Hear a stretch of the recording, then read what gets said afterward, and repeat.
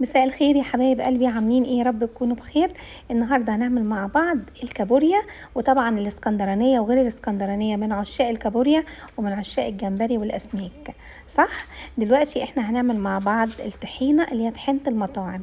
بصراحه الطحينه سعرها غالي فيها قوي، فاحنا لما بناكلها في المطعم احنا ما بناكلش الا الطحينه دي، وكلنا بنحبها وبتعجبنا جدا، فقررنا ان احنا نعملها في البيت. انا معايا كميه الكابوريا دي هغسلها كتير واغسلها تحت ميه جاريه. هتقولي طب الكابوريا الحلوه انت بتعرفيها ازاي؟ بصراحه انا يعني محل السمك اللي جنبي انا بنزل وبحاول كده امسكها، التقيله فيها بحسها ان هي كويسه وبيطلع اختياري فيها صح. تمام. هغسلها غسل كويس تحت ميه جاريه مره واتنين، وبعد كده هحطها على النار. انا بعمل الكابوريا عن طريق يعني انا عن نفسي بعملها بطريقه والدتي. يعني انا ببهرها، بحط عليها، بص انا بغسلها غسل يعني تأكدي من غسلها أكتر من مرة، لأن الكابوريا والحاجات دي ممكن بيكون فيها رملة. تمام. بعد ما هغسلها الغسل الكويس ده كله، أنا هحطها على النار وهبهرها. هبهرها كمون، فلفل أسمر، كزبرة، شطة، هريسة شطة، توم، ملح، وبهار سمك.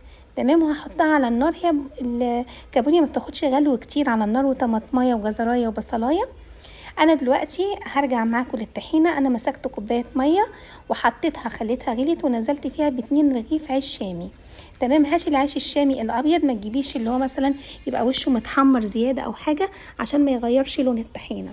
هتحطيه يغلي وهتسيبيه يبرد خالص، وبعد كده هتضربيه في الخلاط. هي كانت كوبايه ميه او كوبايه الا ربع، لو انتي محتاجه ميه ابقي زودي. حطيت 3 معالق طحينه. دي طحينه المطاعم، طحينه طعمها حلو جدا، حلوه جدا للاسماك والمشويات، ودي اللي بتتقدم في المطاعم. نزلت عليها بكزبره وشطه وهريسه شطه وملح وكمون، انتي زودي البهار فيها، وليمون وخل وملح، وضربتهم كلهم في الخلاط، و3 معلقه طحينه بيور. تمام.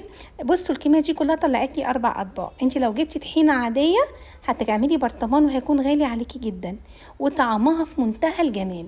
بس دي للاسماك وللمشويات. اما انت بقى لو عايزه فول بالطحينه مثلا، لا ما انصحكيش تحطي منها. طب نفترض وانت بتضربيها طلعت خفيفه، اوعي تزودي دقيق، طعم الدقيق هيبقى ني فيها ومش هيبقى حلو. امسكي ربع رغيف عيش شامي او نص رغيف، بليهم وارجعي حطيهم عليه. تمام. الكميه دي عملت لي 4 اطباق. طبعا لو كنا عملناها طحينه دلوقتي الكيلو ما شاء الله، يعني ربع الكيلو بس ب40 جنيه. تمام. عملت 4 اطباق، كان طعمها حلو جدا مع الكابوريا. واشوفكم في فيديو جديد، والسلام عليكم ورحمه الله وبركاته.